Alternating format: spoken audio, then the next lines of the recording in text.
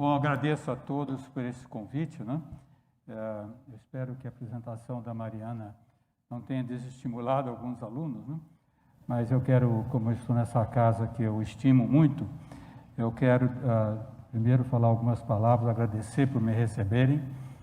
Essa casa tem uma importância muito grande para mim. Estava contando para o tio que a minha razão, a maneira que eu passei para a física, se deve a um professor que foi importante aqui, o Bernard Gross. E ele, às vezes, vocês têm um laboratório Bernard Gross, e às vezes as pessoas não sabem muito o que foi, né? Ele falou os alunos novos. Eu era aluno da Fluminense, fazia engenharia na Fluminense. A razão que eu fazia engenharia na Fluminense é que, na verdade, morava em Niterói, e eu sabia, por condições familiares, que eu tinha que estudar trabalhando, né? E para mim era mais fácil fazer a Fluminense e trabalhar. Mas eu já gostava de física.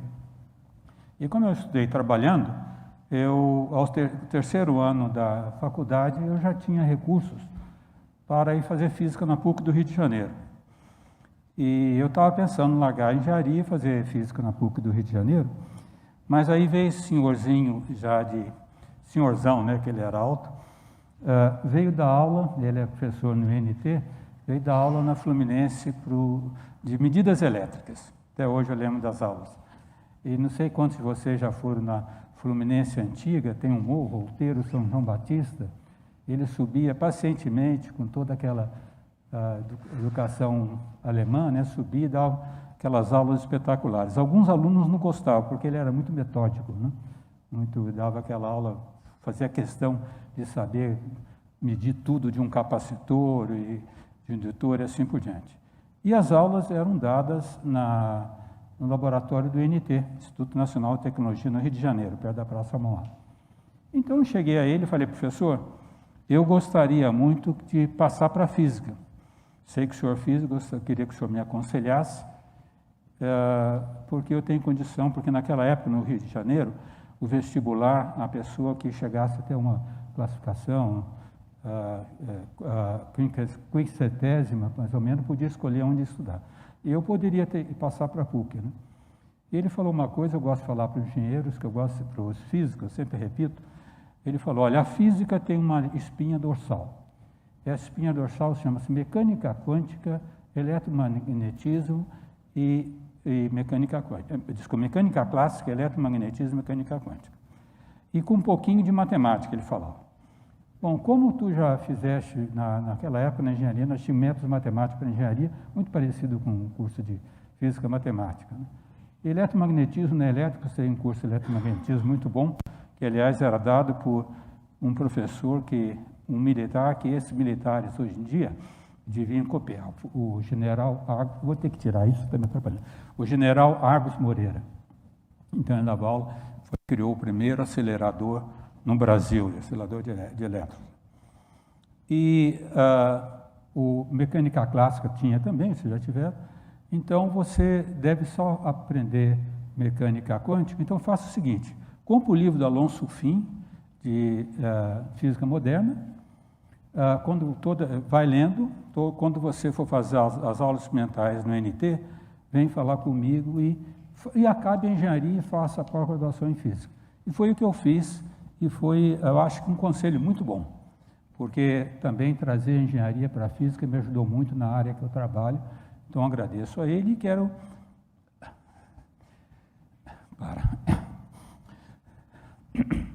não me emocionar, mas agradecer o Sérgio.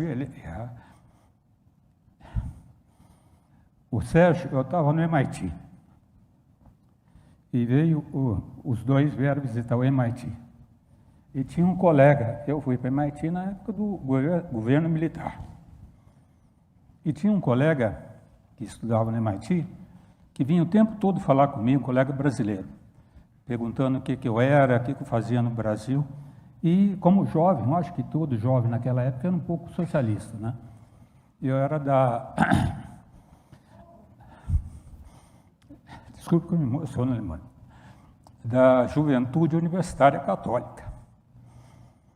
E ele vinha falar comigo, perguntar sobre o Brasil, o que eu pensava do regime militar e tudo.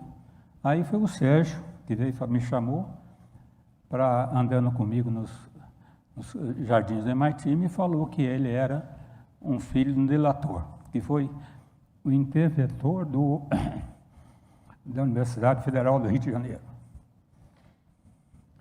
E isso foi tão perigoso que quando eu fui para a Itália, eu estava fazendo doutorado, e você tinha que rodar programa de computador, era caro naquela época. O meu orientador italiano me mandou na Itália para Bolonha para fazer os cálculos lá. E quando eu voltei, eu fui parado pelo FBI. Então, para vocês verem como era uma época em que tinha muito problema essa questão de perseguição. E se não fosse o Sérgio, eu teria me entregue. Ele que me alertou. Então, passada essa emoção, eu vou falar sobre... Desculpem.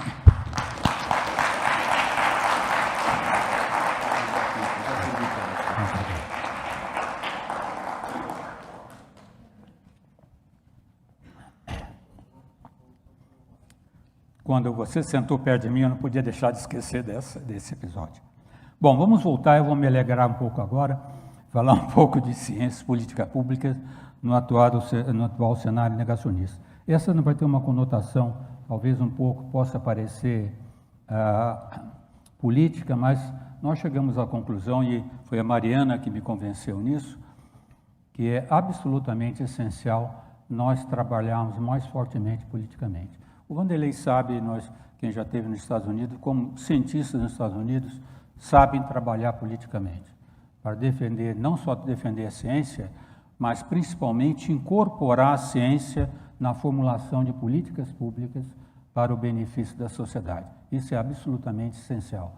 E por isso que eu aceitei, inclusive, lutar nessa causa, a Mariana me falou. Vou falar um pouquinho sobre negacionismo, né? Isso daqui passa... Pronto. Essa questão de negacionismo não é só no Brasil. E foi a razão que a revista Nature, que foi mencionado, me deu aquela homenagem, porque está permeando o mundo todo. Eu era da Conselho da Sociedade Europeia de Física e isso era discutido lá. Não sei quantos de vocês conhecem esse livro, eu recomendo para quem gosta desse assunto. O Schwann Otto é um jornalista americano e ele escreveu esse livro, The War on Science. Ele diz claramente essa história. Parece haver uma erosão da posição e compreensão da ciência e da engenharia entre o público, e ele elabora sobre isso. Certo? E outro ponto que isso tem preocupado também nos Estados Unidos, isso daqui é uma publicação recente do MIT Press, fizeram um estudo, um antropologista que foi até a Finlândia para ver esse problema do negacionismo, inclusive em formulação de políticas públicas, né? Ele parece que a sociedade está perdendo a credibilidade, a ciência parece estar perdendo a credibilidade junto à sociedade. Isso, de uma certa forma... ela vai passando. A Mariana é espetáculo, então próximo. E a outra coisa que eu quero chamar a atenção de vocês, desculpe alertar, que esse negacionismo atual não é o obscurantismo que nós tínhamos no passado, motivado às vezes por posições religiosas extremistas. Esse artigo eu recomendo muito para quem se interessa por isso. O Sven Hansson é um professor sueco que estuda as questões muito boas de influência de ciência na sociedade, elaboração de políticas públicas. E nesse trabalho, ele faz um trabalho muito interessante, que ele mostra a questão do negacionismo em 3 áreas. Negacionismo contra a teoria da relatividade, a teoria da evolução e meio ambiente. Ele chama a atenção nisso que eu coloco aqui, que é bastante importante estar consciente, né? Que o negacionismo científico é uma forma de pseudociência baseada na construção persistente de falsas controvérsias sobre modelos e resultados científicos que ameaçam interesses econômicos, ideologias políticas ou situação confortável de grupos poderosos. Então, quando nós pensamos nisso e como isso pode atrapalhar nossas políticas públicas, nós temos que estar conscientes disso. Não estamos brincando uma pessoa que talvez uma educação religiosa falha, que diz isso não existe porque a Bíblia diz isso. Não é isso, não. Muitas dessas pessoas estão construindo isso fortemente. Isso ficou mais claro para mim. A próxima transparência, por favor. Eu tive no ano passado uma conferência muito interessante, promovida pelo Aspen Global Congress on Scientific Thinking in Action, que também está envolvido o Instituto Questão Ciência da Natália Pasternak aqui no Brasil. Eu tive uma discussão muito boa com a Mariette de Cristina. A Mariette de Cristina foi editora em chefe da Scientific American, eu creio, por 14 anos. E ela agora é chefe de departamento de jornalismo científico da Universidade de Boston. Quem quiser pode dar uma olhada depois, mas a próxima, por favor. E ela chamou a atenção ao retrato dela numa coisa interessante.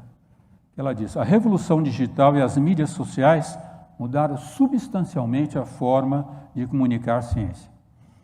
Existe uma expectativa geral de que os resultados e avanços de ciência possam ser rapidamente comunicados, sem argumentos muito aprofundados.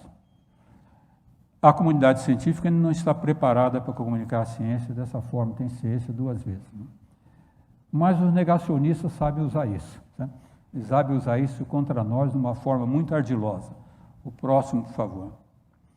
Eu chamo a atenção para quem se interessa, inclusive, para esse momento que nós estamos passando agora de pré-eleição, né?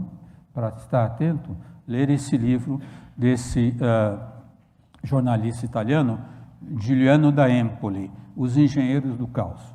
Inclusive, ele cita o caso do Brasil, o caso do Trump, etc., como isso é usado. Ele fala mais sobre aspecto científico, mas quando vocês leem isso, vocês ficam preocupados. Vão ficar preocupados como eu fiquei. Certo? É impressionante o poder que está por trás disso e não sejamos ingênuos a estudar esses problemas. O próximo, por favor.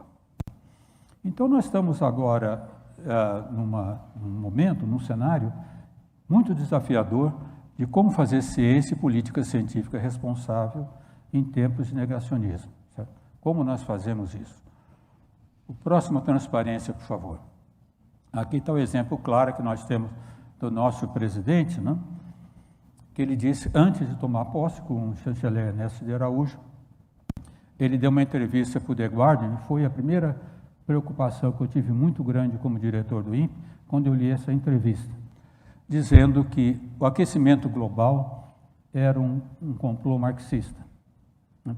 Essa é uma forma de negar, é você qualificar de uma forma que tire a importância do assunto. Vocês não estão lendo, às vezes não conseguem ler, mas embaixo ele chama a atenção de uma coisa importante. Nós falamos da ciência, nós estamos conversando agora que como tem ciência bem feita no Brasil, né? Então as pessoas não sabem, talvez, o enorme protagonismo que tinha o Brasil na questão climática. Então, o que está escrito ali é que a ação do governo poderia, como é que é? Undermine mesmo?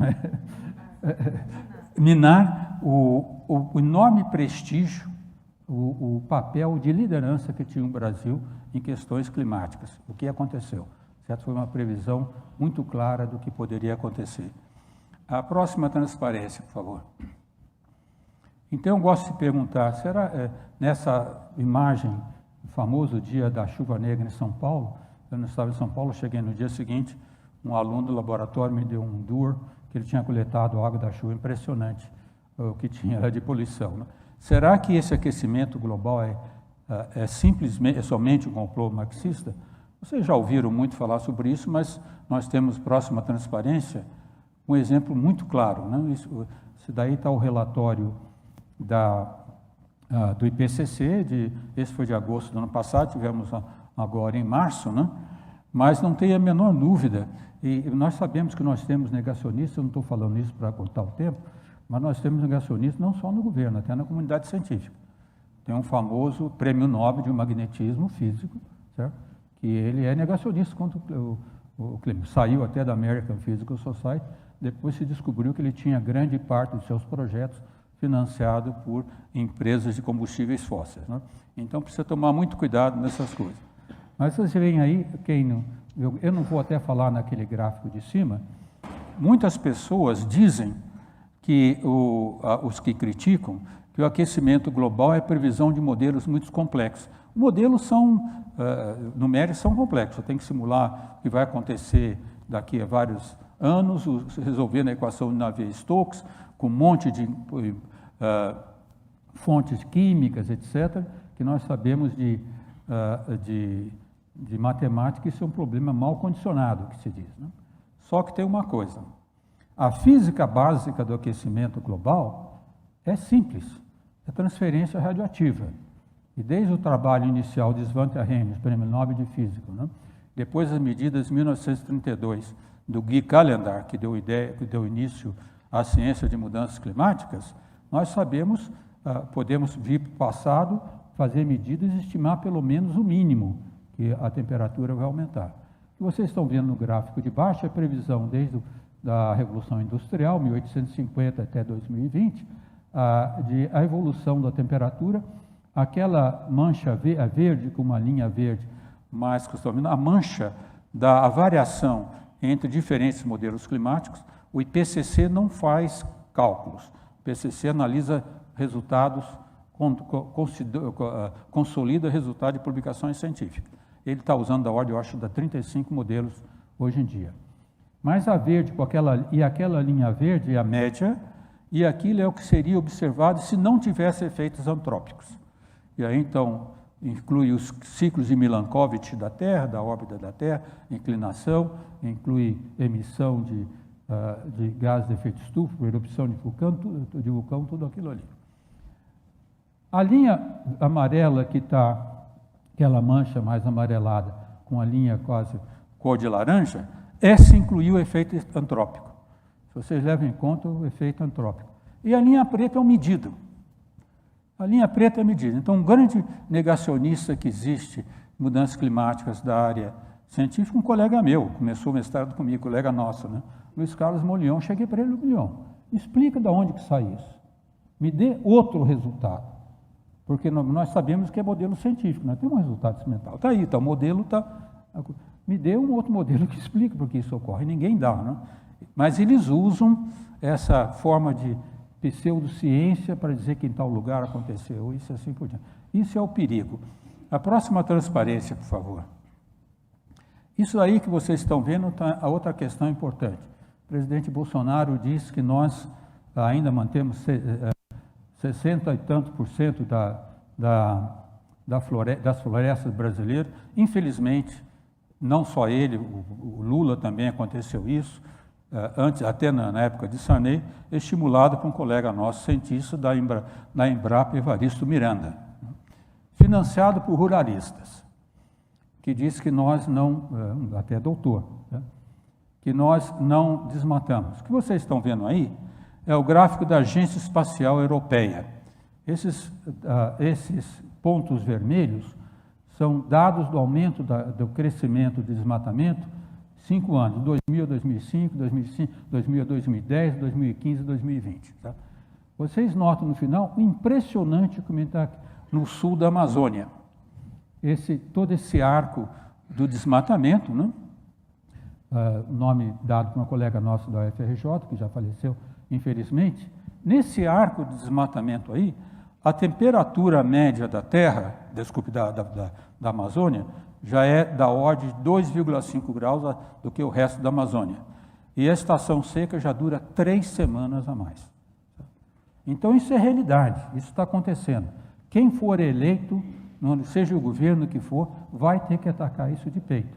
Certo? Isso daí é a agência, e tem esse trabalho do Thomas Lovejoy, que faleceu ano passado, infelizmente, no começo desse ano, o Carlos Nobre, né, bastante conhecido, que mostra que se a Amazônia toda, não só a brasileira, foi desmatada mais que 25%, a transição para uma savana é irreversível.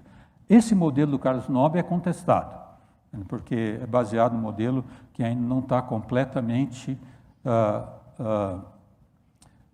consolidado, vamos dizer, com dados experimentais. Só que nós temos dados publicados na Nature no ano passado, pela professora Luciana Gatti, que é do INPE, que ela mede o desmatamento da Amazônia com aviões. Em 5 lugares sobem e vem descendo o desmatamento. Né? As grandes florestas para sequestro de carbono no mundo é a bacia do Amazonas, a bacia do Congo e a floresta da Indonésia. A floresta da Indonésia praticamente já foi destruída por produção de óleo de palma, o azeite de dendê, quase toda destruída, né? A Amazônia, até 3 anos atrás, nós nos vangloriávamos que nós absorvíamos mais carbono do que emitimos. Só que a Luciana Gatti mostrou nessa medida dos 10 anos passados, está na revista Nature, que infelizmente nós já estamos em vários lugares emitindo mais carbono do que absorvemos. Então não é questão, é difícil para uma pessoa que usa esse argumento, desmatar um pouco, ele não entende, certo? A população não entende, porque é necessário manter essa floresta. É necessário manter essa floresta. Então nós temos que ter um desenvolvimento sustentável, mantendo a floresta em pé. Próximo, por favor. Bom, e vocês sabem, aqui está o exemplo danado a entrevista do Bolsonaro, em 19 de julho de 2019. Eu espero que eu também não me emocione. Próximo, por favor. Esse sujeito é o Dom Phillips, que foi assassinado. Ele que fez a pergunta para o Bolsonaro sobre os dados do INPE, e que o Bolsonaro, ao responder, disse que os dados eram mentirosos, que eu estaria a serviço de uma ONG contra os interesses do Brasil. Eu fiquei bem emocionado quando vi o assassinato dele, porque ele esteve diretamente envolvido nesse embate. O próximo, por favor. Isso daí é que o INPE, que o Bolsonaro estava dizendo que o INPE não sabia fazer. O Ricardo Salles dizia que o INPE não tinha, os dados do INPE não tinham precisão suficiente. Esse gráfico que vocês estão vendo aí é considerado o melhor histograma mundial de monitoramento de desmatamento em florestas, feito pelo INPE em 1988. Isso daí dá a taxa em quilômetro quadrado anual de desmatamento. Vocês veem que tiveram 2 picos e vejam que esse desmatamento vai da esquerda para a direita, da direita para a esquerda, né? no espectro político. Sempre falo com meus colegas mais esquerdistas, inclusive o professor da Unicamp escreveu o livro Capitalismo esqueci Meio Ambiente, esqueci o Ulisses Marques, né? Que um dos erros, às vezes, da esquerda é defender a questão do meio ambiente como se fosse só um projeto de esquerda. Isso mata a defesa do meio ambiente, certo? Você tem que, se uma pessoa de direita defende que deve ter controle de desmatamento, ela merece ser escutada também, né? Nós temos que tirar essa ideologia de esquerda e direita na questão de desmatamento, que é muito importante. Então, tivemos 2 grandes picos, no governo Fernando Henrique, 29 mil quilômetros quadrados, no governo Lula, 2004, 27 mil quilômetros quadrados, só que no governo Fernando Henrique, tínhamos a grande dama do meio ambiente, que é a Marina Silva. Então, ela solicitou ao INPE, falou, vocês têm que desenvolver um sistema que dê alerta diário, mesmo que não seja preciso, de desmatamento. Porque não adianta ter o final do ano quando foi desmatado, nós temos que agir, o IBAMA tem que agir. Então, o INPE criou esse sistema DETER, que dá alertas diários, e disponibiliza, ao contrário do que o governo fala, abertamente em sua página, Terra Brasília, etc., DPI, INPE, né? E usando esses dados, a Marina Silva, depois veio o Carlos Mink, Isabel Teixeira, e até mesmo o Sarnezinho, né? Usando esses dados fornecidos pelo INPE, eles conseguiram baixar o desmatamento. De 2007 a 2012, 80%. Em 2012 chegamos a pouco mais de 4 mil quilômetros quadrados. Para vocês terem a importância disso, o protagonismo do INPE, essa citação do Goethe que vocês estão vendo aí, é um trabalho feito por professores de Harvard, a Universidade de Colômbia e da NASA, que depois da conferência em Paris, eles fizeram um trabalho excelente do que o mundo tinha que fazer, que medidas, ações teria que tomar para implantar os acordos de Paris com relação ao desmatamento da Amazônia, né? Olha que eles falam aí, embora outros países tenham programas de mapeamento e desmatamento por satélite, eles não fornecem produtos de mapas ao público, como o INPE faz. Esperamos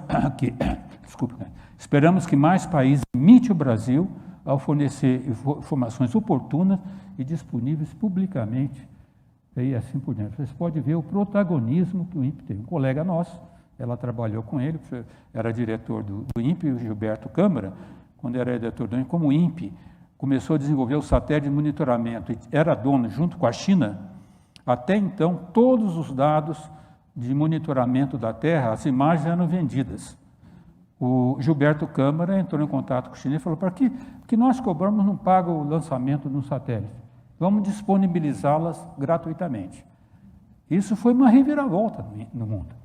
O INPE assumiu, o Brasil assumiu um papel de um protagonismo invejável. Depois a NASA começou a fazer isso, a Agência Espacial Europeia e a Índia também. Isso é que o governo Bolsonaro disse que não dava dados, o Ricardo Salles disse que os dados do INPE não tinham precisão suficiente para tomar qualquer medida, né?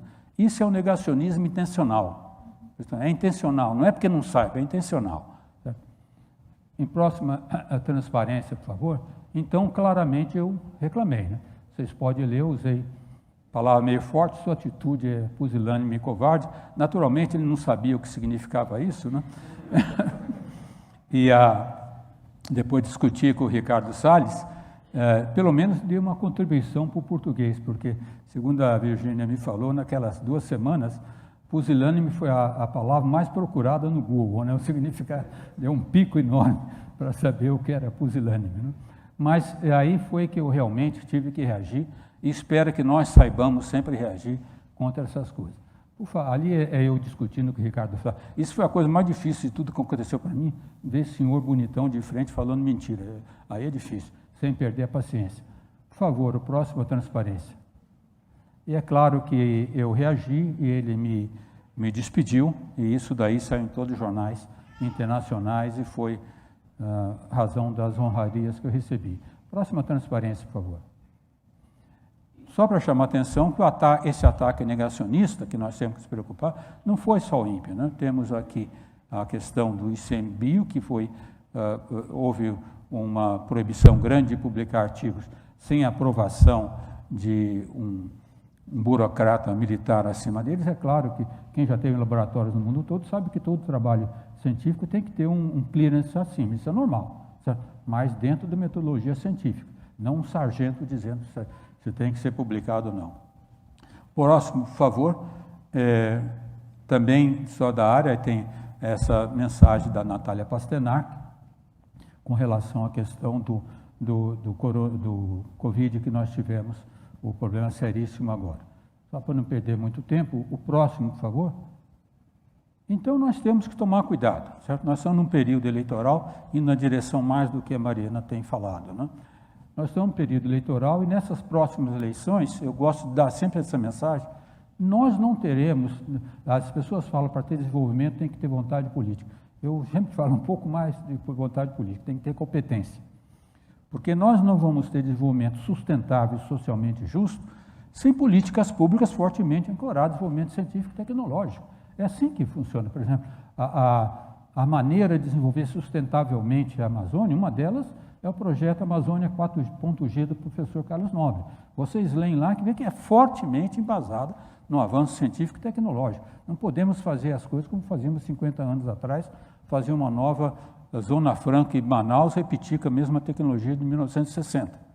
Então, temos que... E aí vocês veem o atraso que nós temos. Isso daí foi feito pelo Observatório do Clima, esse gráfico que eu estou reproduzindo aqui. Nós estamos em 2022, os atrasos que nós tivemos mais recentemente. Então, no consumo de famílias, nossos valores retroagiu, o nosso valor retroagiu a 2015. A pobreza é o que era 2010, a produção, o desmatamento, agora, todo aquele que nós subimos, retroagimos ao dado de 2008, antes daquele mínimo, já estamos chegando a extrapolação que nós estamos, o INPE está prevendo, não vou falar em nome dele, mas eu andei indagando, nós esperamos que esse ano, provavelmente, o desmatamento vai atingir da ordem de 15 mil quilômetros quadrados, né? Então, o que fez o governo criou uma câmara de qualificação dos dados de desmatamento. Criou uma câmara, quem que está membro da câmara? O representante do Ministério de Meio Ambiente, que tem que estar, claro, o representante do Ministério da Justiça, que tem que estar, para dizer se aquelas áreas são desmatamento legal ou ilegal, né? Um representante já no Ministério da Agricultura, e um representante do Ministério da Defesa, certo? e um representante do Ministério da Economia. O INPE não está, IBAMA não está, ICMBio não está. O INPE, há 30 anos, sabe dizer a área desmatada se foi legal ou ilegal. Há 30 anos. O INPE tinha um projeto que foi até 2015, que pegava a área desmatada e dizia o que ocorreu depois. Se foi invasão ilegal, se foi gado, foi tudo. Esse projeto foi parado em 2015 por falta de recursos. Uma primeira vez que falei com o ministro Ricardo Salles, ele me tratou assim, disse que ia dar recursos para fazer o projeto. Nunca deu esses recursos. Então, estou chamando a atenção de vocês o que nós estamos indo. A fome, nós regimos em 1992, a inflação, estamos com a inflação de 2003. Então, nós temos que estar conscientes desse momento, desse cenário terrível que nós estamos passando agora, nesse ano importante. Essa foto por trás é da Serra do Mar, em Caraguatatuba. Então, pelo menos para dar uma animação para nós, né? A próxima transparência, por favor. Não é que os brasileiros não tenham feito nada. O Vanderlei participou também, o Chu e muita gente aqui, o Glaucio que está ouvindo, né? Em 2010, 2011, nós tivemos o Livro Azul de Ciência e Tecnologia com várias propostas. Foi um movimento espetacular feito pela comunidade científica, liderado pelo nosso amigo Sérgio Rezende. Aquilo nunca foi usado. Não foi pelo governo Bolsonaro, não foi usado pelo governo Dilma, não foi usado pelo governo Temer, não foi usado pelo governo Bolsonaro. 2018, acho que o Vanderlei é um dos coautores nisso, né? Em 2018, nós fizemos esse projeto Ciência para o Brasil na Academia Brasileira de Ciência, também propostas, várias áreas, ciência do mar, tudo, simplesmente ignorado. Sim, por isso que nós estamos agora querendo ter uma atuação dos cientistas mais forte na política, porque é simplesmente ignorar. Não adianta ter uma bancada de cientistas de ciência do Congresso se não são cientistas envolvidos. A próxima transparência, por favor. Aqui, colocando em mais detalhe o gráfico que a Mariana mostrou, mas agora isso daí me foi fornecido pelo professor Ideu Moreira, quando era presidente da SBPC. Então, o orçamento do MSTI, como tem evoluído desde 2009. Precisa tomar muito cuidado para analisar esse gráfico. Sabe? Aquele aumento que nós tivemos a partir de 2011, esse aumento aí tem embutido nele, são esses losangos azul. Eu sei que o Glaucio está me escutando, nós dois estivemos juntos em Bruxelas, no lançamento do programa Ciência Sem Fronteira, fazendo propaganda, etc. Mas foi um programa com uma má ideia, se me desculpe o Glaucio se não concorda, má ideia, mas muito mal implantado. Tá? Vocês têm que, o aumento que nós tivemos, vocês veem que em 2015, nós estávamos com 9,4 bilhões de reais. Metade disso foi Ciência Sem Fronteiras. Agora, eu desafio qualquer um que defenda o Ciência Sem Fronteiras, que mostre um relatório muito bom, dizendo como que essas pessoas se formaram, onde viram, que novos laboratórios implantaram, aonde que está esse relatório? Eu não vi. Certo? Até hoje eu não vi esse relatório. Pode ser que exista, mas talvez esteja alguma gaveta desconhecida. Em 2016, nós tivemos a emenda constitucional 95. Por isso que nós estamos preocupados com a atuação no Congresso. Essa emenda simplesmente congela os aumentos com a inflação do ano passado. Pegou a ciência no mínimo. Pegou a ciência no mínimo, pegou a ciência com 5,6 bilhões. O aumento que teve depois, a Mariana falou, então, por exemplo, foi para 6 e pouco. Isso está envolvido aí o lançamento do SGDC, o Laboratório Geoestacionário de Defesa e Comunicações. Certo? Esse satélite que parte para uso militar, para a comunicação, para colocar a internet de 5, acho que não é 5G, mas a internet rápida em todo o país, em lugares remotos. Certo? Aonde estão essas coisas implantadas? Em 2017, colocaram 13 mil antenas em alguns lugares. Aonde estão implantadas? Não estão implantadas. O que faz o presidente Bolsonaro? Diz, vamos chamar o Elon Musk aqui para dizer que vai botar satélite dele que não tem capacidade de monitorar a Amazônia, mas para comunicar, para fazer isso daí. Por que não usa o satélite GDC, que nós já gastamos dinheiro? Já está usado, o satélite já é estacionário, capacidade de comunicação com todo o país. Então, essa é a preocupação que eu tenho nessa questão de formulação de políticas públicas. Bom, então, e aí tinha o IDEU fez isso, primeira vez que ele mostrou isso, aquela seta vermelha para baixo não existe. Ele mostrou, falou, Galvão, finalmente, que a Mariana falou, estou felicíssimo com o movimento da Sociedade Científica, da ABC, da SBPC, nós fomos no Congresso e tudo, conseguimos descongelar o contingenciamento do FNDCT, nós vamos chegar a 6,6 milhões. Não preciso falar, a Mariana já falou, tivemos então esse bloqueio, 2,5 bilhões no orçamento do MCTI. Essa é a situação que nós estamos vivendo, extremamente preocupante. Por favor, Mariana, próximo. Mas nós temos daí nossa bela Mariana falando, os cientistas não ficam calados, certo? E nós temos que trabalhar. Esse é o movimento cientistas engajados, e vocês têm gente como Paulo Artacho, Paulo Sadiva, Eduardo Costa, o Glaucio não está, temos que colocar a foto dele aí, o Walter. Qual é o nosso mote? O nosso mote, negacionismo nunca mais. Independente de nossa ideologia política, da cor partidária que cada um tem, nenhum de nós brasileiros tem justificativa para votar em políticos que sejam negacionistas, que usam essa pseudociência para ir contra o desenvolvimento científico e sua utilização nas políticas públicas. O próximo, por favor. Nós também temos outro grupo que esse foi estimulado pelo professor Sérgio Rezende, certo? Que nós, Educação e Ciência para Reconstruir o País, está aí o nome de uma colega do Instituto de Matemática da UFRJ, que ajudou a articular esse grupo. A ideia é nós colocarmos um grande número de acadêmicos, professores de universidade no Congresso, nós temos da ordem de 40 candidatos espalhados pelo Brasil todo e de todos os partidos. Nós não olhamos cores partidárias, desde que a pessoa queira trabalhar para a questão da ciência, certo? E nós propomos que esse grupo possa trabalhar para reverter essa situação drástica que nós estamos. O próximo, por favor. Bom, e nós sabemos desse bloqueio enorme, esse bloqueio foi terrível, ali ainda estava 1,7, mas foi bem maior, e o Ministério, a Mariana não mencionou, mas o bloqueio no Ministério de Ciência e Tecnologia foi maior que em todos os outros ministérios, certo? Maior que todos os outros ministérios e o Ministério da Educação. O próximo, por favor.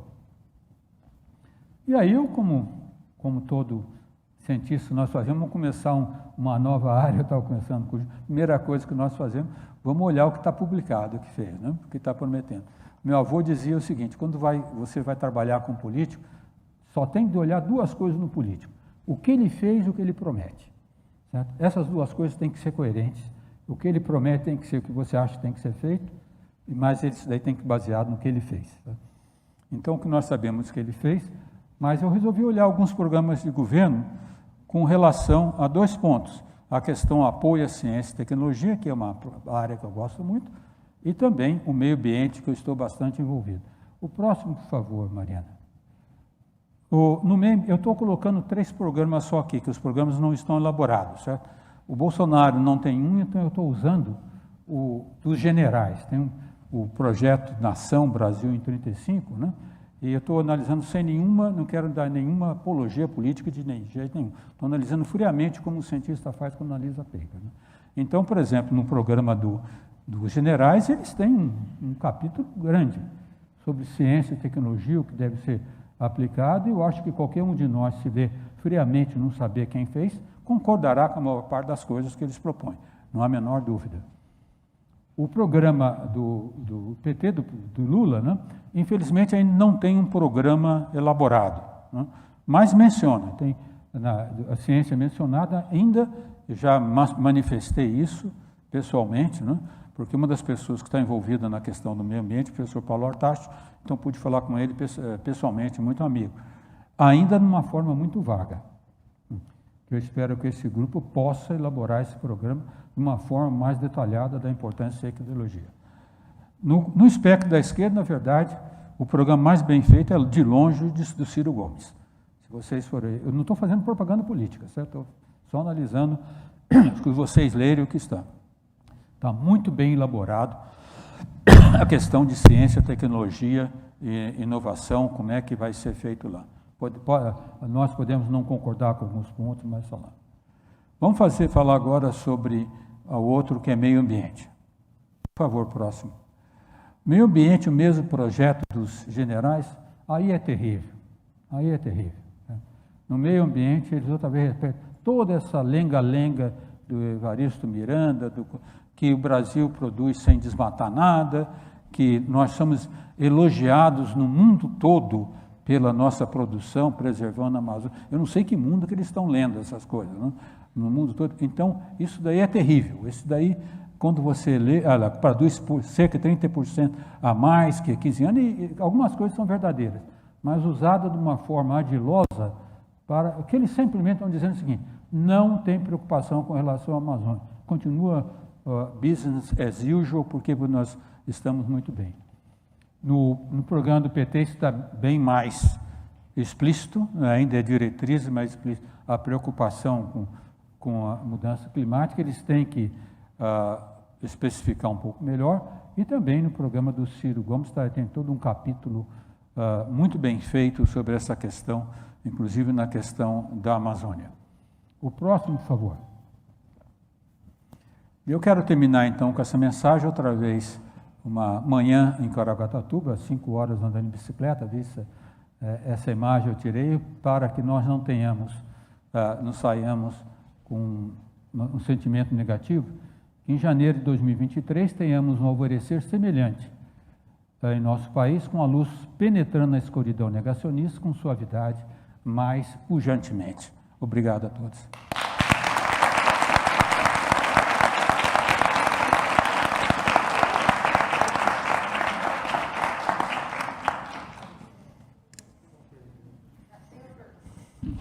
Obrigado, professor Ricardo Galvão.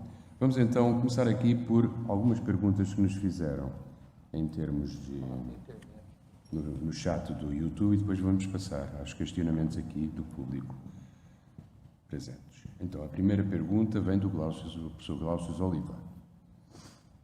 E é assim: há uma grande parte da sociedade brasileira ligada à educação, ciência, tecnologia e inovação. São 30 milhões de alunos no ensino fundamental, 7,5 milhões no ensino médio, 3,2 milhões na educação de jovens e adultos e 2,2 milhões de professores.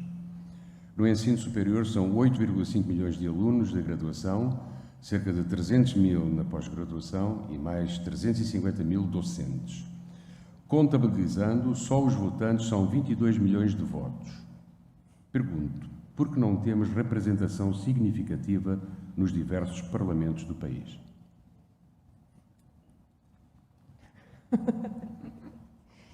Olha, eu tenho uma hipótese. A minha hipótese é a seguinte: antes do período da ditadura, a gente tinha uma participação política dos cientistas muito mais intensa. Eu tive essa semana ali em Araraquara, e o professor Valdemar Safiotti, que fundou o Instituto de Química de Araraquara, foi vereador da cidade na década de 50 e candidato a deputado federal, teve 50 mil votos. Então, existia uma participação política mais intensa. Durante a ditadura, com a perseguição que aconteceu dentro das universidades, fora e tal, e depois, durante a década de 90, eu acho que hipótese minha, eu acho que os cientistas ficaram um pouco retraídos em relação à sua participação na política institucional. Mas eu acho que isso foi uma perda para o país, no geral. Eu acho que a ciência, os cientistas, os pesquisadores têm contribuído não só para a sociedade como um todo, mas têm contribuições à política muito grande, que foram dadas já e que podem ser ainda mais importantes, nesse momento que a gente vive hoje. Parte do que a Mariana falou, ela se vê, eu dou exemplo, eu mencionei o CBPF. O CBPF foi criado como a primeira instituição de pesquisa científica a tempo integral no Brasil, na área de física, totalmente por movimento de políticos. Nem foi o governo, foi dinheiro particular, foram militares, certo?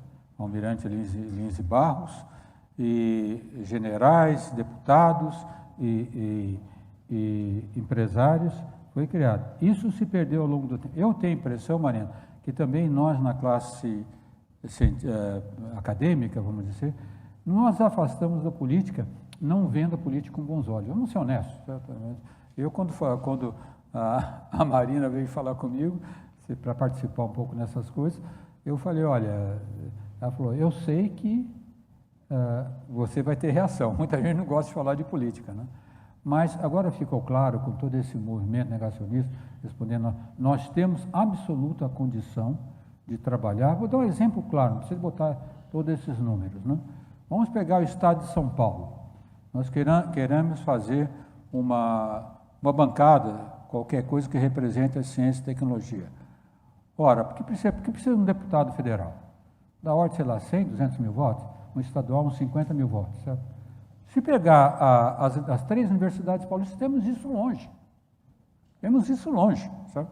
Se as pessoas se afastarem da sua matiz ideológica, do seu matiz ideológico, né, e poder trabalhar numa direção, nós podemos voltar a atuar certamente nessa direção.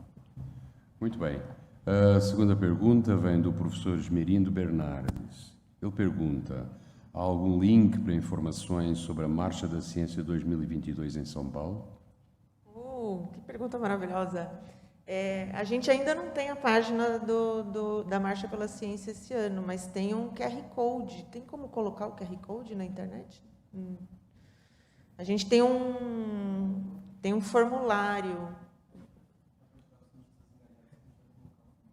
Certo. Então, na página dos cientistas engajados, em todas as redes sociais, Facebook, internet, Facebook, Instagram e Twitter, a gente vai publicar o link do formulário da Marcha pela Ciência. Muito bem. Um comentário online, só um comentário, que é para descontrairmos um pouco, que é assim, esse comentário é do Fábio Pinto Júnior. Ele diz, parabéns ao professor Ricardo, saiba que é um exemplo nos embates firmes aos pusilânimes de plantão. E agora vamos passar à primeira pergunta presencial, que é aqui do meu querido amigo Cauê. Por favor, Cauê.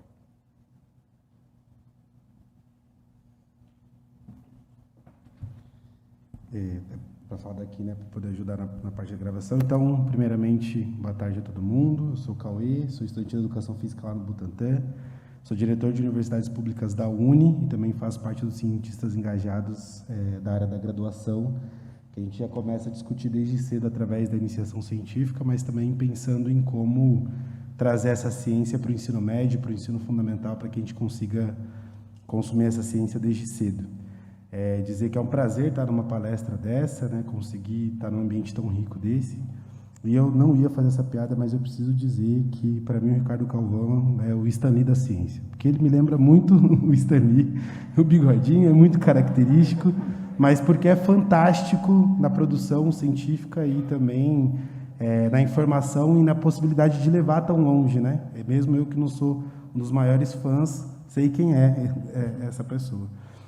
Dito isso, eu acho que minha pergunta vai um pouco direcionada para o momento político que nós vivemos. Eu acho que vocês avisaram uma série de cortes que aconteceram dentro da educação e da ciência, e a gente sabe que indiretamente a universidade estadual também, então a USP, a Unesp, a Unicamp sofrem com esses cortes.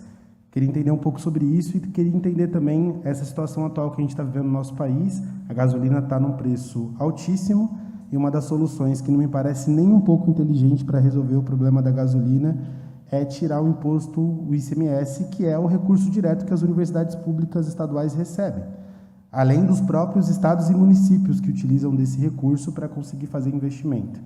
Então, eu queria entender, pensando que realmente vai ser retirado esse ICMS, qual é a saída das universidades estaduais para esse próximo período, para que a gente consiga manter a educação e a ciência.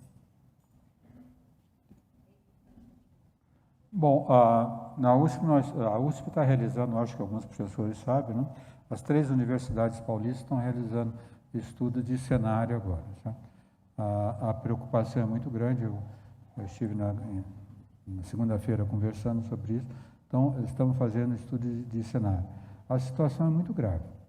Nós estamos, a questão do combustível, da petróleo e gasolina é terrível. Esse é um exemplo em que a política pública tem que ser muito bem pensada, muito bem formulada e baseada em que nós sabemos cientificamente e até tecnicamente. A primeira coisa já foi tentada no Congresso, mas não foi bem feito. Pega o caso da Noruega, por exemplo, né? A Noruega era um produtor de petróleo, já não está tanto explorando, mas eles têm, por exemplo, aquilo que foi proposto aqui, de ter um cobertor, um buffer, que permita que você tenha uma reserva, que se sobe o recurso possa controlar, né? O outro problema é que, na minha opinião, tanto o presidente Bolsonaro como Lula atacam erradamente, mas no âmago eles têm razão, tá? Porque o preço foi equiparado, e veja, o preço foi equiparado em gasolina, por exemplo, né? O preço da gasolina em todos os países do mundo não é um preço direto do petróleo. Tem questão de impostos locais, etc. E também, quando nós importamos, se nós, vamos supor que nós equiparemos o preço do petróleo, que colocamos internacional. Se aumenta tanto a nacional, temos que aumentar tanto aqui. Mas nós temos que levar em conta o quanto que o preço do petróleo entra no preço final do combustível, certo? Porque nós temos que fazer o refino, o preço do refino no Brasil é diferente, os salários são diferentes. Então, esse é um problema complexo, econômico e também técnico. Esse problema é difícil. Eu não sei se vai resolver. Só o ICMS não vai resolver. Eu também sou contrário à questão do ICMS, mas esse é um problema que espero que o pessoal, na próxima legislação, inclusive nas legislações estaduais, possam atacar. Eu não sei dar uma resposta. Vou ser bem honesto, estou vendo com uns olhos bastante preocupados esse cenário cinzento que está se apresentando para nós na questão de combustíveis. Muito bem, muito obrigado. Quero acrescentar. Então, eu acho que tem dois aspectos na sua pergunta, né? O primeiro são os cortes federais na educação, ciência e tecnologia e como eles impactam as universidades estaduais. Eu sei que a gente tem uma plateia aqui de professores e que sabe como isso funciona, mas a gente também tem muitos estudantes aqui ouvindo a gente. As universidades estaduais, elas são financiadas principalmente com recurso estadual do ICMS. Mas a pesquisa nas universidades estaduais é muito financiada também com recursos da CAPES, que dá bolsas para os nossos mestrandos, doutorandos, do CNPq, que também dá bolsa para mestrado e doutorado e para iniciação científica, e o FNDCT, né, o fundo que eu estava comentando aqui antes, que ajuda a financiar projetos e equipamentos e infraestrutura de pesquisa. Então, os cortes no orçamento federal têm um impacto grande na pesquisa, principalmente nas universidades estaduais paulistas. E isso que o professor falou, de que a política pública não pode não pensar na consequência, é um exemplo fundamental essa questão do ICMS. Então, para poder reduzir o preço da gasolina, que é uma coisa que todo mundo quer que reduza, é importante, a gente precisa reduzir o preço dos derivados do petróleo, diesel, que também tem impacto, inclusive, nos alimentos e no preço de outras coisas, ele simplesmente vai tirar o recurso fundamental para o desenvolvimento do Estado de São Paulo, que é o repasse para as universidades estaduais e para o Centro Paula Souza. A gente tem que pensar que isso é um dinheiro que também paga o ensino, a educação básica, né? O ensino médio aqui no Estado de São Paulo. Então, e o ensino médio de excelência, que são as ETECs, as escolas técnicas aqui no Estado. Existe já uma discussão há muito tempo de que a gente precisa desatrelar o financiamento das universidades do ICMS, porque há alguns anos estava sendo discutido no Congresso Nacional extinguir o ICMS. Natália Pasternak até já escreveu sobre isso. Se extinguir o ICMS, a lei que diz que o repasse para as universidades estaduais precisa ser feito, ela perde efeito, porque ela diz que é o ICMS. Então, a gente precisa discutir. Se vai extinguir o ICMS, tem que mudar a lei de repasse para as universidades estaduais. Se não vai discutir, se não vai extinguir, a gente precisa discutir esse repasse. Então, é muito importante a gente entender as implicações da política pública se por um lado você tenta resolver um problema, você causa outro que é, às vezes, até pior. Obrigado. Temos mais uma pergunta aqui, presencial, e depois temos mais outra pergunta online. E eu acho que vamos nos cingir estas últimas duas perguntas. Temos mais uma pergunta ali. Será a última? Pode ser? Todo mundo está de acordo para não adiantarmos muito na hora. Professor Faria, por favor.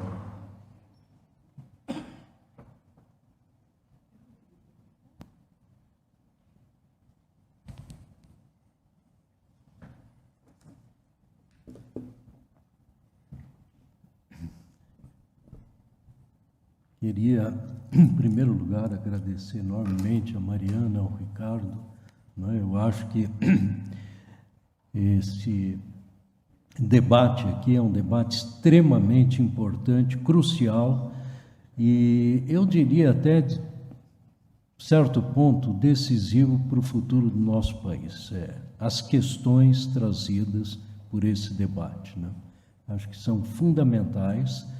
E o Brasil, e não só o Brasil, o mundo, vive um momento de transição onde você tem uma disputa, que de um lado a ciência está puxando uma corda e de outro lado nós temos esse fenômeno, que não é só aqui no Brasil, mas inclusive nos Estados Unidos, a maior potência econômica, militar, de olhar esse planeta de uma forma de que ele tem que continuar fornecendo tudo que a gente precisa e a economia se beneficiando o tempo todo disso eternamente, Esse é um aspecto que eu acho muito importante, que foi bem colocado aqui.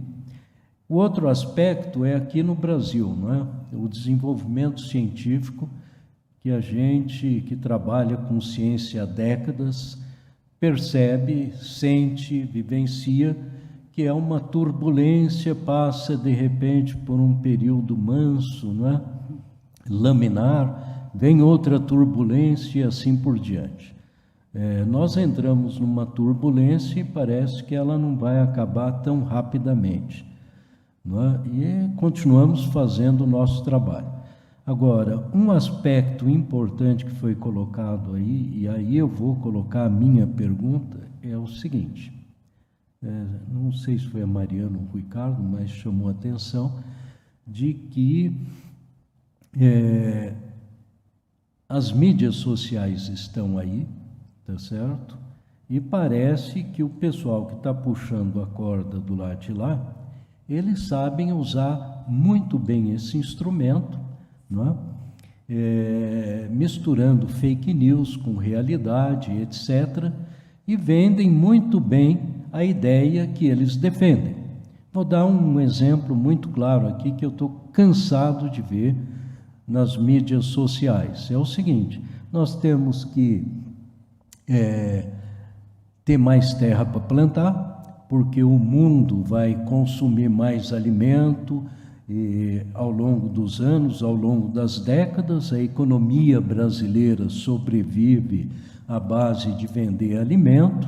Então nós temos que aproveitar aquela terra lá em cima, no nosso norte, desmatar tudo e plantar, porque o Brasil vai ganhar muito dinheiro com isso, porque o mundo precisa comer. Ora, as pessoas entendem essa lógica.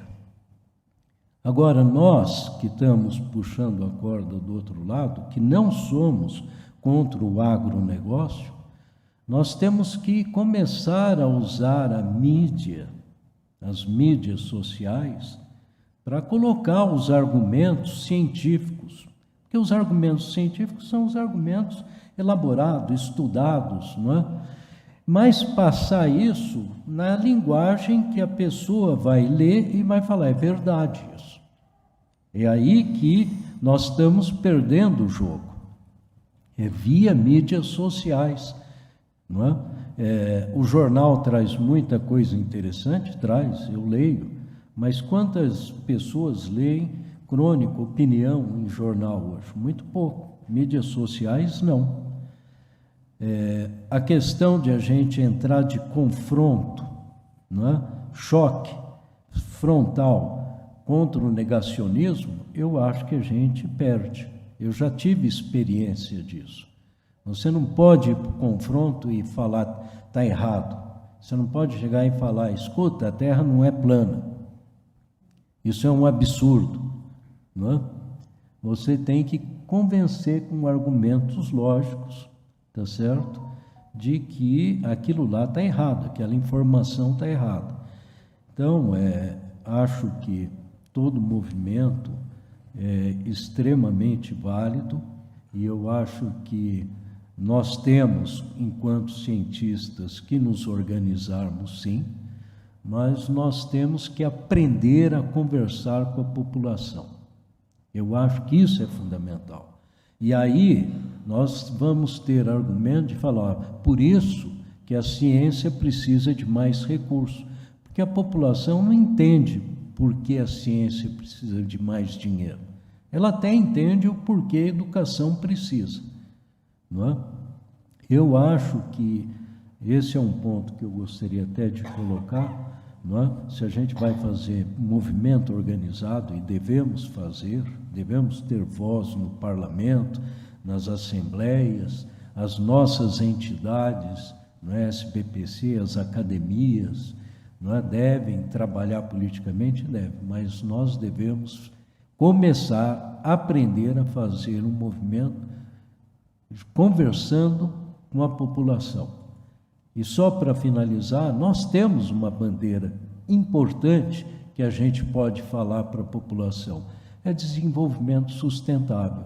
E no desenvolvimento sustentável, não é? Tem tudo, tem a parte social, tem a fome, tem a pobreza, tem a questão do meio ambiente.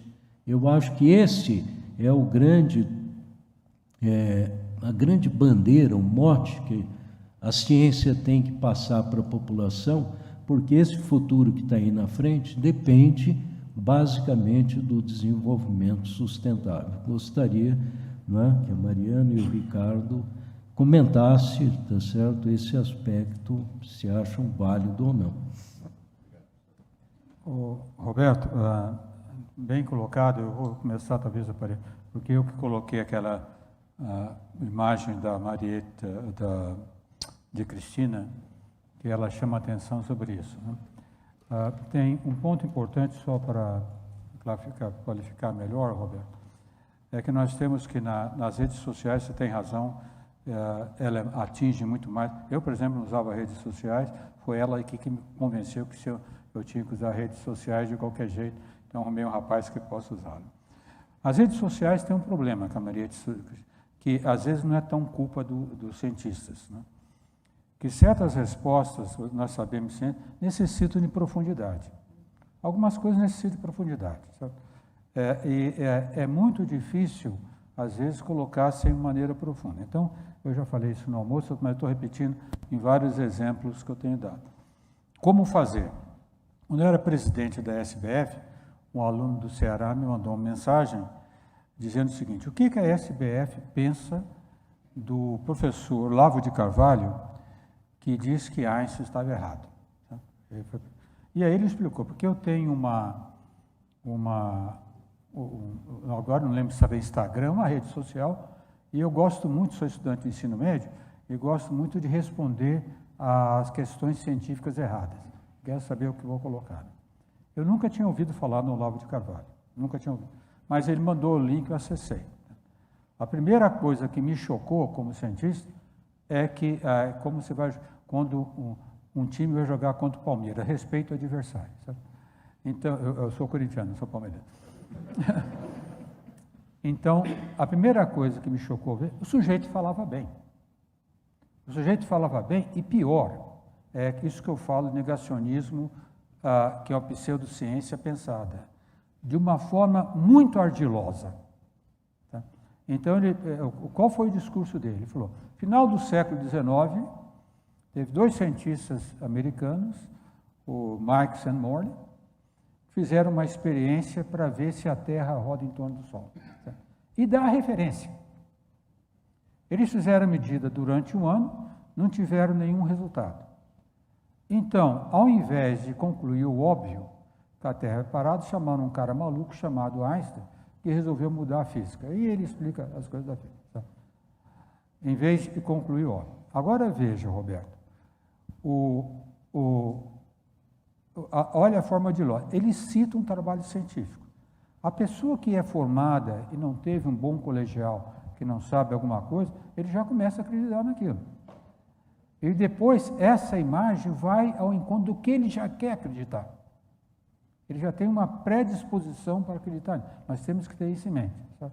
E essas pessoas usam muito ardilosamente isso de maneira que nós não sabemos fazer. Então, eu pensei, o que eu vou explicar? E ele me disse, eu acho que era, agora não sei se Tagão, o Twitter falou assim, a resposta, se o senhor gravar, não pode ser mais do que 2 minutos. Né? Como é que vai explicar?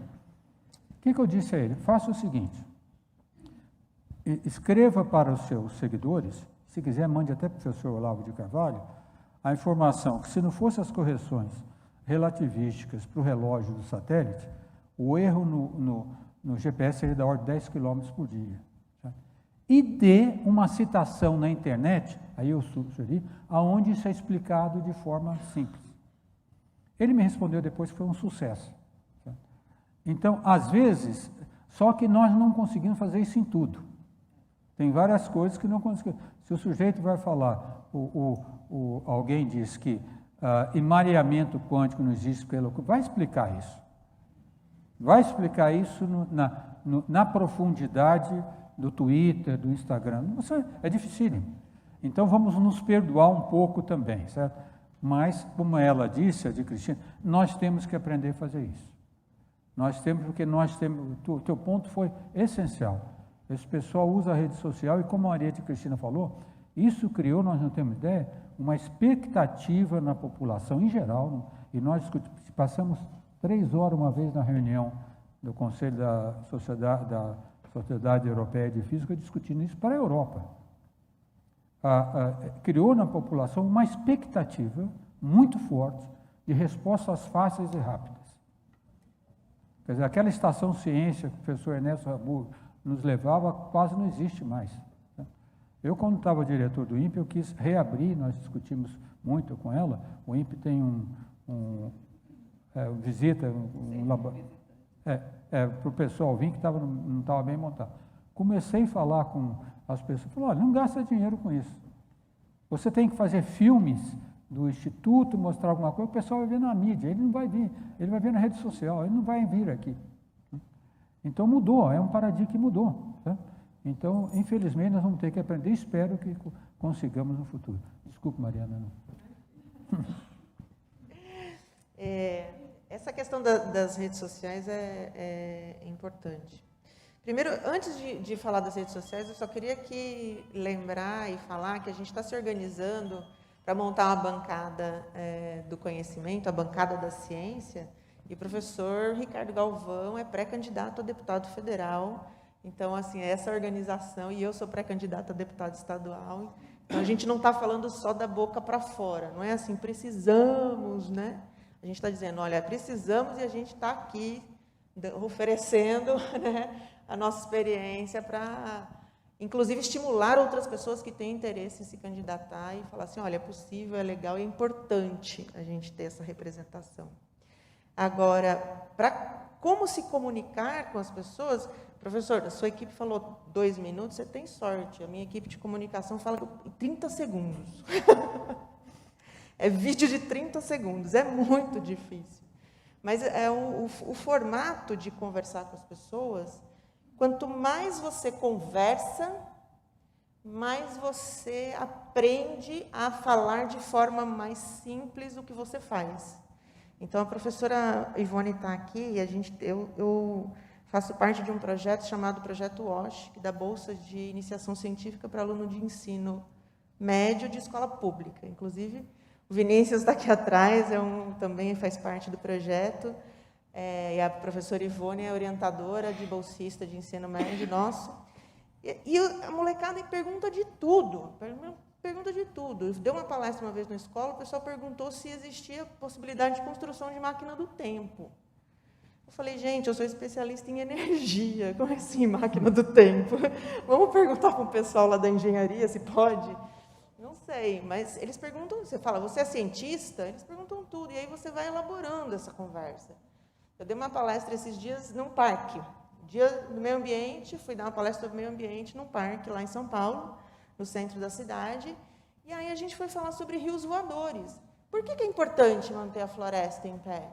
Porque se a gente derrubar a floresta, não vai ter comida aqui no estado de São Paulo, porque a agricultura aqui do estado é toda irrigada à umidade que circula a partir da floresta amazônica.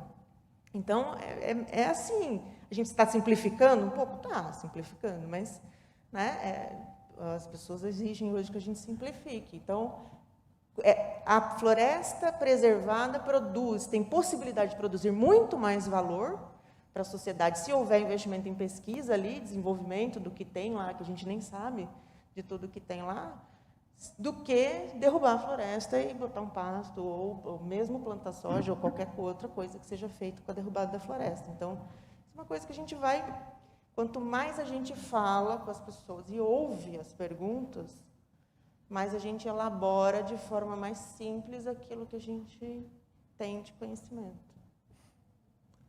Obrigado. Temos então as últimas 3 perguntas. Vou já avançar com a última pergunta que está no chat, que foi enviada pelo Jonathan, que diz o seguinte, que faz a seguinte questão: como combater o negacionismo? Só a educação e comunicação da ciência com a sociedade seria suficientes? Eu acho que não. Educação e comunicação.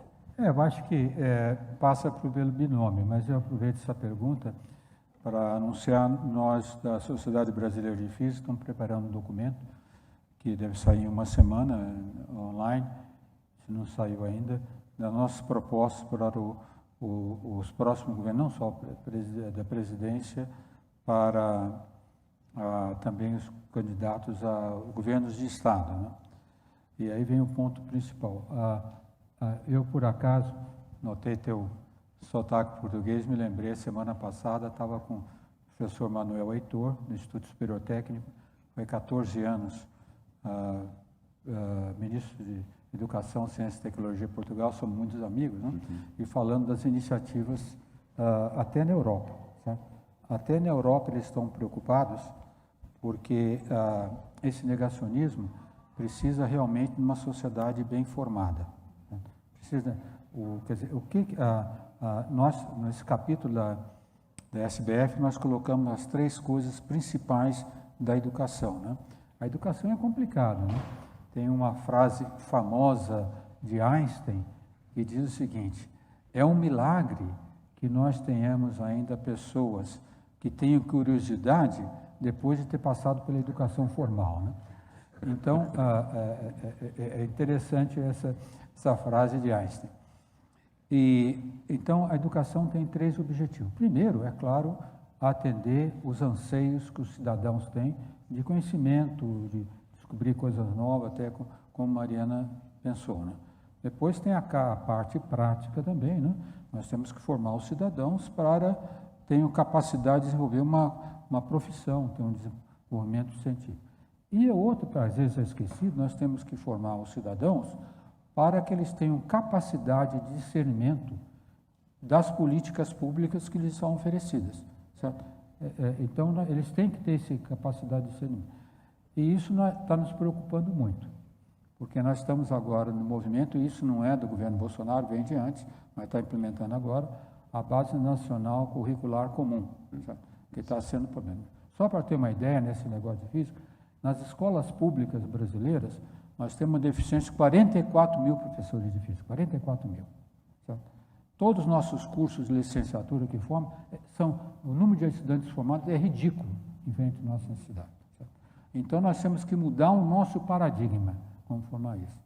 E na Base Nacional Curricular Comum, eles abandonaram a ideia de ensinar disciplinas de ciência, física, química e biologia, separadas. Eles acham que pode ensinar da forma multidisciplinar. Ora, o grande valor da multidisciplinaridade é você usar os métodos distintos das diferentes disciplinas. Você tem que ter abertura para entender as outras, mas tem que entender que os métodos tem que conhecer.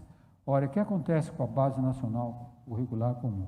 Implantada, vocês podem ter alunos do ensino médio que vão passar 3 anos, formar, se não quiser fazer física, não vai precisar fazer física. Se não quiser fazer biologia, não vai precisar fazer biologia ou química.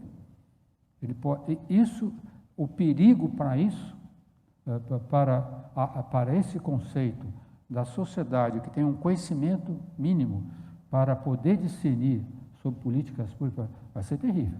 Certo?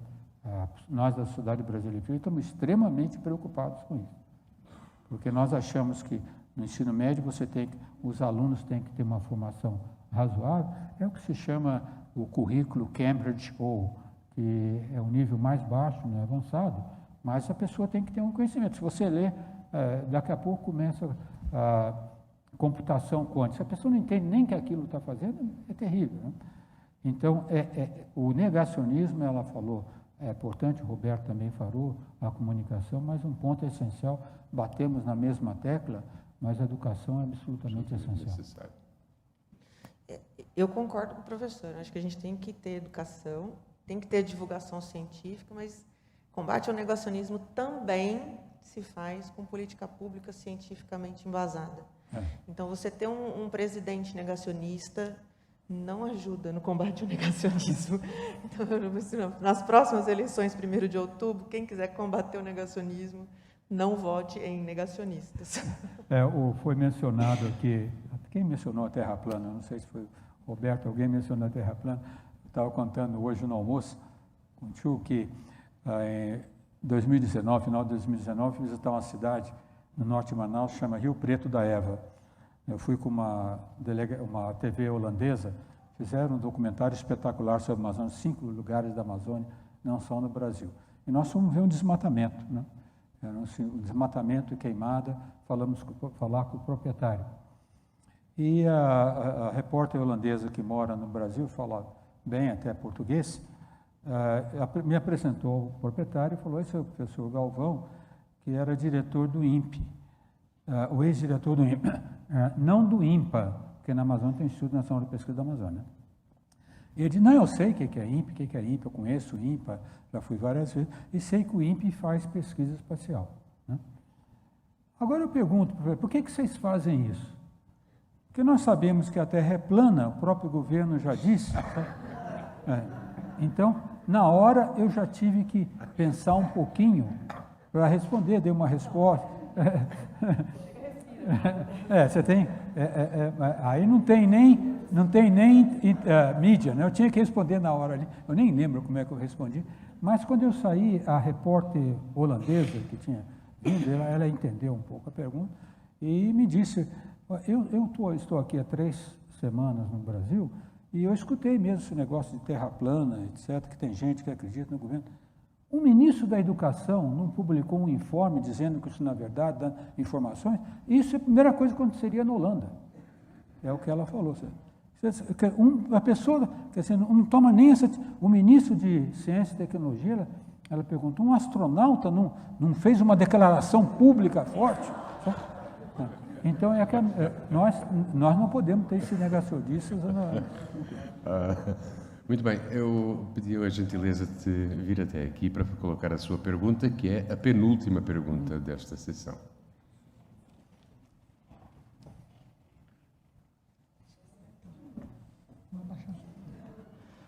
Boa tarde. Meu nome é Mirlene Simões, sou professora do Departamento de Ciências Sociais da Unesp de Araraquara e, além disso, tenho a satisfação de estar coordenando aqui em São Carlos o projeto Mulheres na Ciência.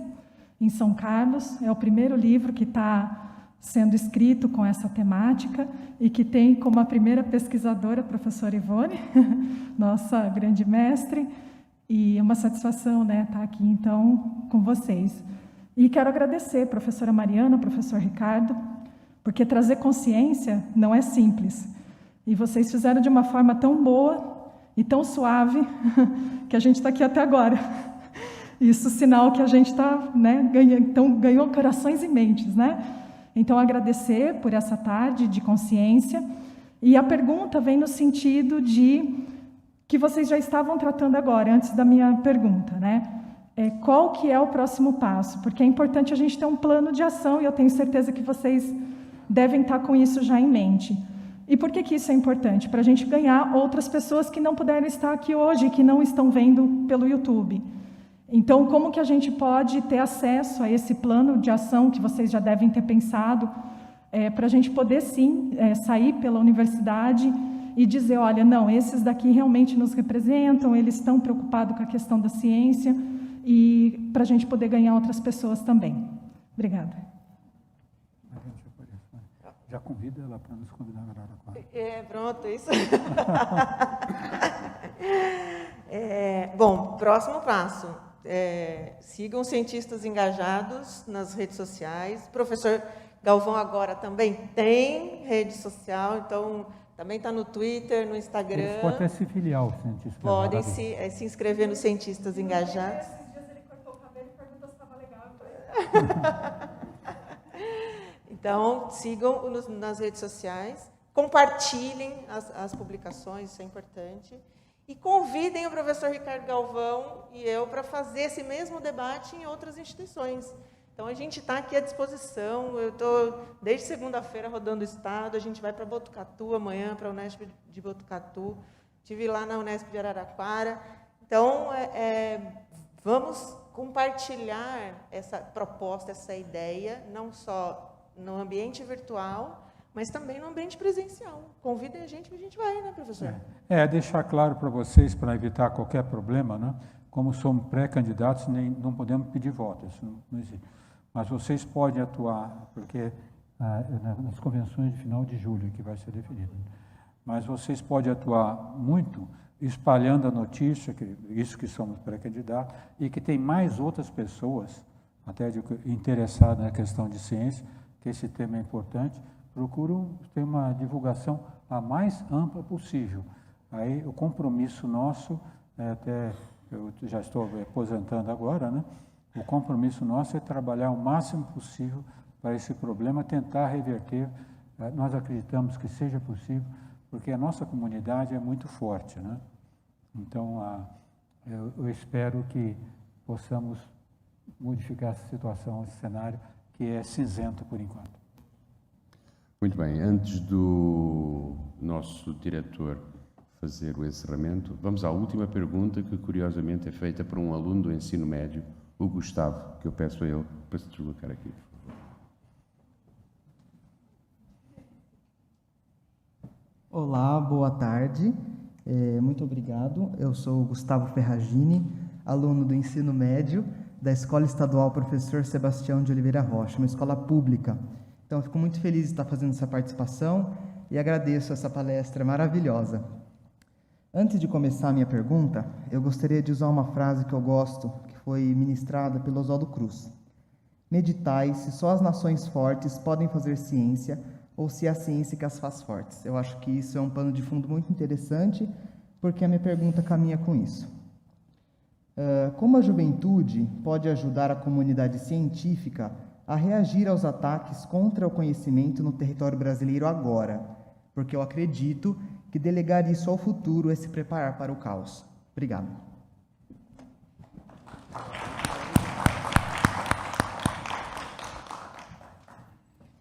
Bom, gente, a primeira coisa que eu queria falar é que o projeto de iniciação científica está acontecendo na Escola Sebastião de Oliveira. É maravilhoso, eu estive lá essa semana. Aqui está o pós-doc do professor Vinícius, né? Está acompanhando ali o projeto. O que a juventude pode fazer? Primeira coisa, já vou falar, a União Municipal de Estudantes de São Paulo está participando da organização da Marcha pela Ciência, institucionalmente. Então, convocar as entidades estudantis para participar da organização da marcha.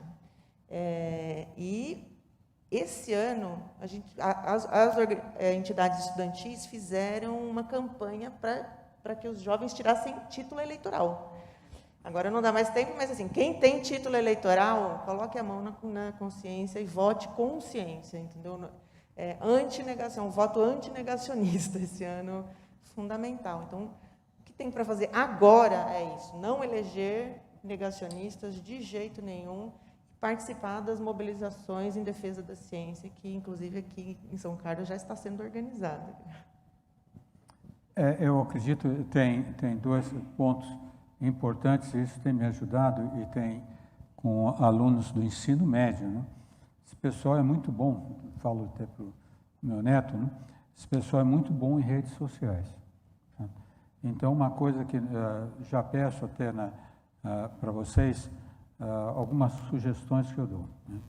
Pega, por exemplo, na área da física, mas tem outras áreas, mas na área da física, por exemplo, toda vez que vocês notarem, ou pode ser em outras áreas, alguma informação que pode ser errada ou qualquer coisa, nos envie, ou entra na página da SBF, chama www.sbfísica, se for em física, tá?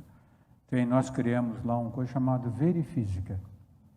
Então, a pessoa manda, diz, daí foi informado, nós pegamos especialistas que respondem aquilo para poder, na direção que foi falado, Faria falou, para responder. A outra coisa, vocês podem auxiliar muito na montagem desse plano que nós estamos fazendo. Né? Temos eu, a Mariana, mas tem outras pessoas. Aliás, me perguntaram, não sei quantos candidatos, mas de divulgar essa proposta e, mais importante, vocês têm nossas páginas, quando tiverem dúvida ou sugestões do que deve ser falado, mande para nós. Olha, eu acho que vocês não tocaram nesse ponto. E a outra coisa, é claro que eu era jovem, quando, na idade tua, numa época difícil, que foi do governo militar, mas nós agimos muito. Mas já no ensino secundário, não deixavam de estudar, mas agimos. Certo? Então, eu me lembro até como não tinha passado vestibular, aí fiz até a marcha no Rio de Janeiro contra a guitarra herética. Nós achávamos que tinha que tocar só o violão, porque era música popular brasileira. Até isso eu fiz. Certo? Mas nós agimos. Né? Mas é preciso, o político respeita a voto. A primeira coisa que o político respeita é voto. Certo? Ele não vai contra voto. Se houver movimentos fortes, mostrando a insatisfação, certo? Do que acontece, aí eu acho que isso vai ter reação. E é preciso que as outras pessoas se conscientizem. Te dar um exemplo, esse negócio que o Roberto falou, as pessoas serem conscientes. Depois que eu saí do INPE, fui demitido, né? Eu fiquei em São Paulo, voltei para a USP, e eu fiquei na casa do meu filho em Moema, então ia para a USP, geralmente de bicicleta, porque ciclovias são espetaculares agora, lá, né? Dá para ir ao longo do Rio Pinheiros. Mas às vezes eu ia de metrô. Né? Quando ia em metrô, as pessoas geralmente me paravam, perguntavam. Eu nunca fui parado por uma pessoa me agredindo ou me xingando, nunca. Certo? Todas que me paravam elogiando por ter lutado, todas. E o que mais me marcou foi quase praticamente um prêmio, quase como da Neide, foi de uma senhora muito simples, praticamente da minha idade. Ela veio na minha direção com um celular e disse, eu pensei até que teria que tirar um retrato, mas ela estava gravando. Ela falou, professor, eu queria dizer uma coisa para o senhor.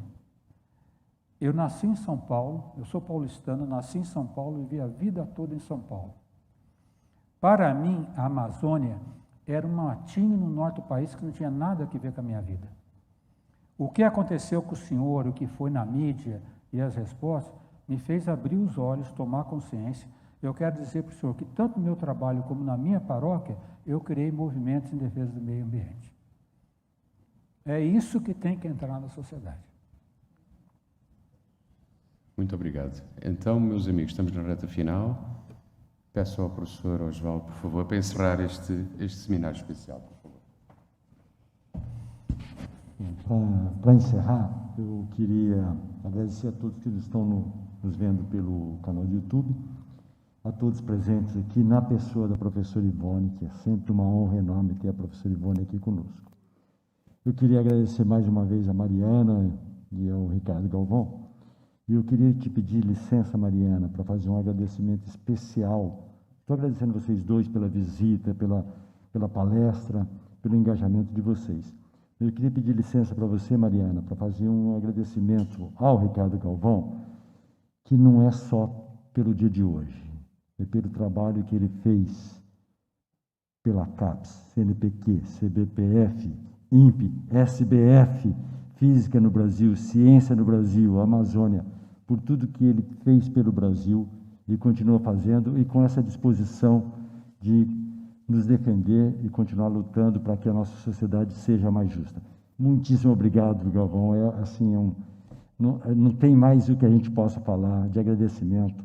E eu digo assim que, para mim, é assim, um prazer enorme e uma honra poder fazer esse agradecimento público para você. Muito obrigado.